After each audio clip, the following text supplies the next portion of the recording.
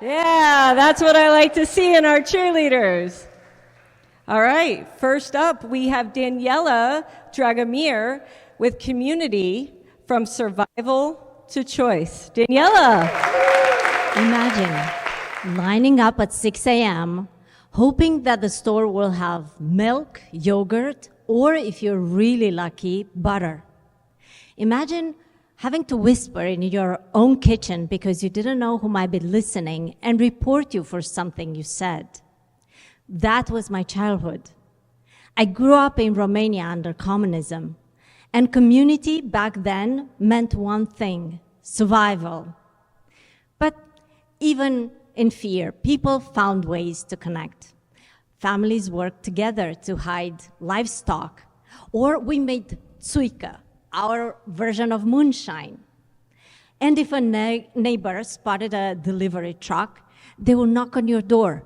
Quick, line up, they've got rice.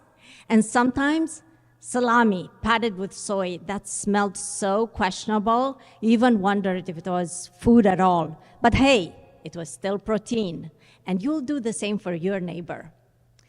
But there was another side of this closeness: conformity. I grew up hearing over and over, what do people say? When I dressed a little differently, or I had a slight disagreement with a teacher, or, God forbid, my grades weren't as high as the neighbor's kid.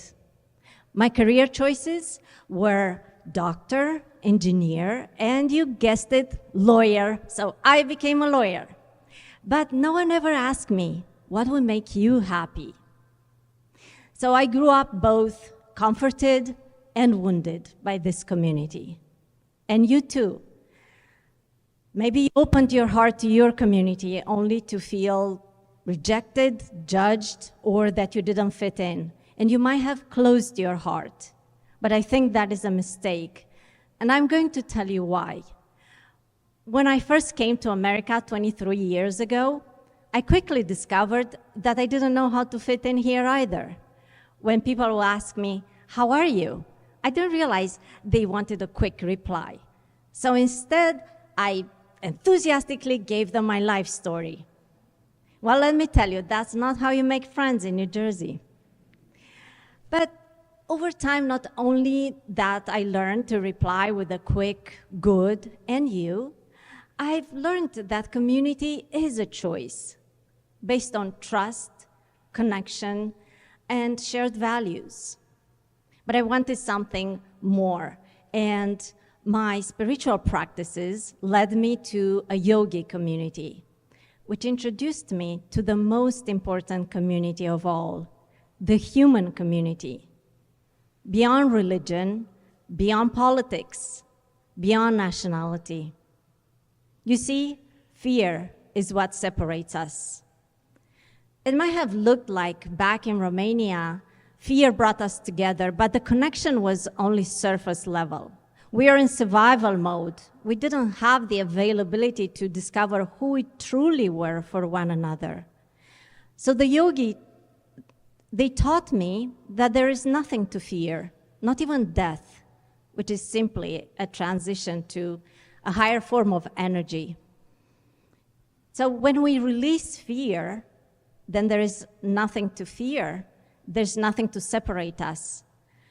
And we can open your hearts to love, to trusting one another, to helping each other, not because we have to, but because of who we are. At our essence, we are one. And you too, don't let the wounds of the past, of the times when you felt rejected, that you didn't belong, judged, separate you from others today. In fact, I urge you right now to open your hearts a little wider and think of a person with whom you might not have spoken to in years because of different political opinions or clashing values, or maybe they once dared to tell you the right way of how to raise your kids. And think not of what separates you, but of what you have in common, because you do.